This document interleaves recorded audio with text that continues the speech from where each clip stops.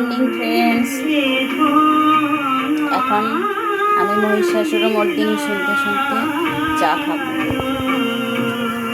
নমস্কার, আবার পরে অন্য কোনো দিন অন্য কোনো সময় দেখা হবে। টাটা।